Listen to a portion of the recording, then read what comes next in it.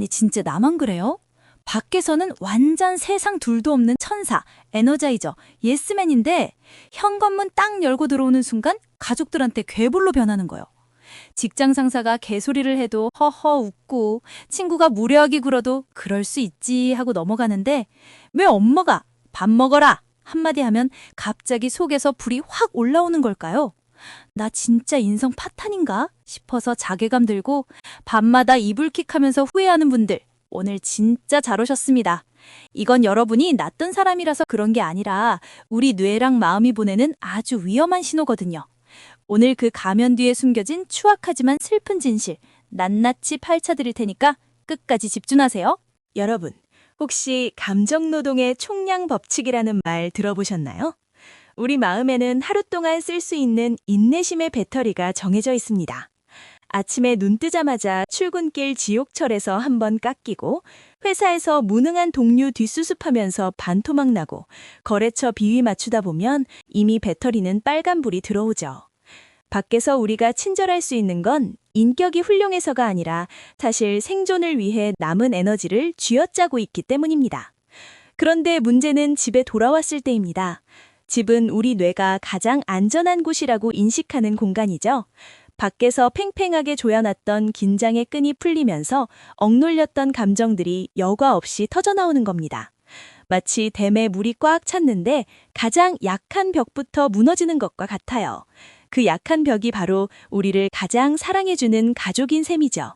여기서 잠깐, 여러분은 보통 언제 가장 크게 폭발하시나요? 부모님의 잔소리인가요? 아니면 배우자의 무관심인가요? 나만 이런 게 아니구나 싶으신 분들은 지금 바로 댓글에 여러분의 폭발 버튼이 무엇인지 남겨주세요. 비슷한 경험을 가진 분들의 댓글을 보는 것만으로도 큰 위로가 될 겁니다. 두 번째 이유는 방어 기제의 오류 때문입니다. 우리는 밖에서 받은 상처를 그 대상에게 직접 풀지 못합니다. 부장님한테 화를 냈다간 내 월급줄이 끊길 테니까요. 그래서 우리 잠재의식은 만만한 대상 혹은 나를 절대 떠나지 않을 대상을 찾습니다. 이걸 심리학에서는 치환이라고 부릅니다. 종로에서 뺨 맞고 한강에서 눈 흘기는 격인데 그 한강이 바로 우리 집 거실인 겁니다. 세 번째는 정서적 허기입니다. 밖에서 타인에게 인정받고 사랑받기 위해 너무 많은 에너지를 쓰다 보니 정작 나를 돌볼 에너지가 바닥난 상태죠. 나는 이렇게 힘들게 고생하고 왔는데 왜 집사람들은 내 마음을 몰라줄까라는 보상 심리가 발동합니다. 작은 말 한마디에도 나를 무시하나라는 피해의식이 생기면서 공격적인 태도로 변하게 되는 거죠. 네 번째는 사회적 가면, 페르소나의 무게입니다. 우리는 사회에서 완벽한 모습, 유능한 모습, 착한 모습만 보여주려고 애씁니다. 하지만 인간은 24시간 내내 가면을 쓰고 살 수 없어요. 집에 오면 그 무거운 가면을 벗어던지고 싶은데 가족들이 나에게 또 다른 역할을 요구할 때 폭발하게 됩니다.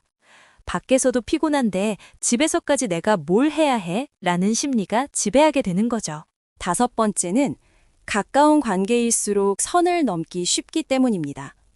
타인에게는 예의를 갖추고 적당한 거리를 두지만 가족은 나와 동일시하는 경향이 있습니다. 내 마음을 말하지 않아도 다 알아야 한다고 착각하죠. 그래서 내 기분이 안 좋으면 가족들도 당연히 그걸 눈치채고 나를 배려해야 한다고 생각하는데 그 기대가 어긋날 때 분노가 치솟는 겁니다. 여섯 번째는 누적된 피로의 역습입니다. 신체적 피로와 정신적 피로는 연결되어 있습니다. 몸이 너무 힘들면 뇌의 전두엽 기능이 저하됩니다. 전두엽은 감정을 조절하고 억제하는 사령탑인데 이 사령탑이 파업을 해버리니 감정 조절 장치가 고장나는 겁니다. 밖에서는 이성으로 버텼지만 긴장이 풀린 집에서는 고장난 브레이크처럼 폭주하게 됩니다. 일곱 번째는 가족에 대한 무의식적 원망이 있을 수 있습니다. 어린 시절부터 쌓여온 서운함이나 해결되지 않은 갈등이 내면에 잠재되어 있다가 현재의 스트레스와 결합하여 터지는 경우입니다.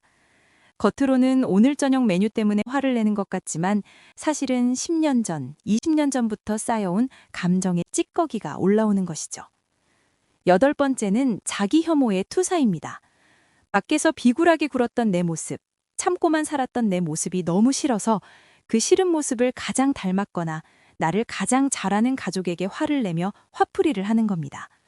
상대방을 비난함으로써 나의 초라함을 감추려는 슬픈 방어 기제라고 할 수 있습니다. 9번째는 의사소통 기술의 부족입니다. 우리는 타인과 대화하는 법은 배우지만 가장 가까운 사람과 감정을 나누는 법은 배우지 못했습니다. 서운함을 나 지금 좀 속상해 라고 말하는 대신 버럭 화를 내는 것으로 표현하는 게 습관이 된 거죠. 분노는 사실 나 좀 알아달라는 비명과 같습니다. 여러분의 경우엔 어떤 이유가 가장 가슴에 와닿나요? 혹시 지금 이 이야기를 들으면서 떠오르는 얼굴이 있다면 그 사람에게 미안한 마음이 드시나요? 아니면 여전히 억울한 마음이 더 크신가요? 여러분의 솔직한 심정을 댓글로 공유해 주세요. 여러분의 이야기가 다음 내용을 이어가는 큰 힘이 됩니다. 자, 이제 10번째 이유를 넘어 우리가 이 지독한 굴레에서 벗어나기 위한 현실적인 대안들을 본격적으로 이야기해 보겠습니다. 우선 가장 먼저 실천해야 할 것은 감정의 완충지대를 만드는 겁니다. 퇴근하고 현관문을 열기 전 단 5분이라도 혼자만의 시간을 가지세요. 차 안에서 가만히 음악을 듣거나 집 앞 공원 벤치에 앉아 숨을 고르는 겁니다.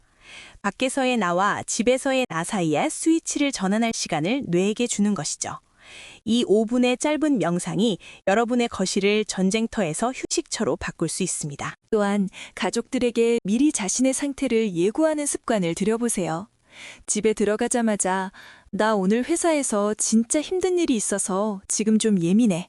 30분만 혼자 쉴게. 라고 솔직하게 말하는 겁니다. 이건 이기적인 게 아니라 가족을 보호하는 행동입니다.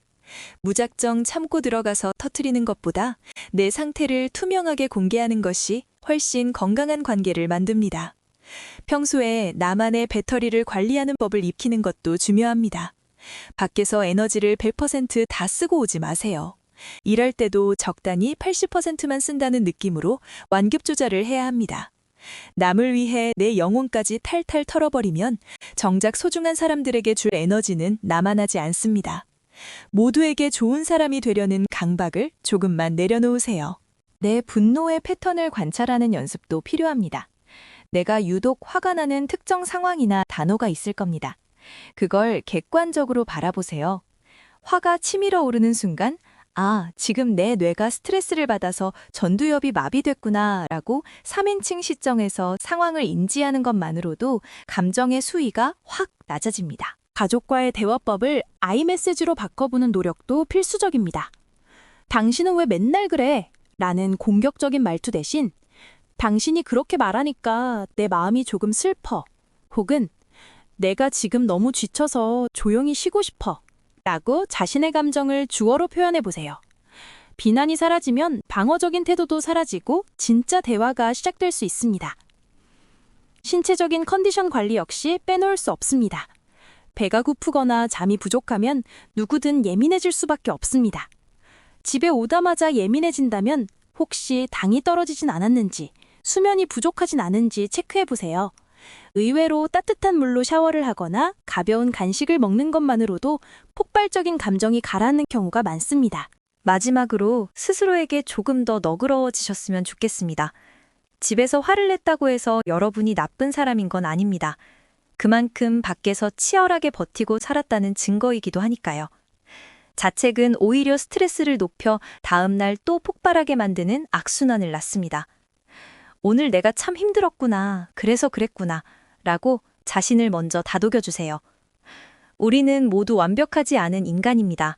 소중한 사람들에게 상처를 주기도 하고 후회하기도 하며 성장하죠. 중요한 건 내가 왜 그러는지 이해하려는 노력과 조금씩이라도 바꿔보려는 의지입니다. 지금 이 영상을 보고 계신 것만으로도 여러분은 이미 변화의 시작점에 서 계신 겁니다.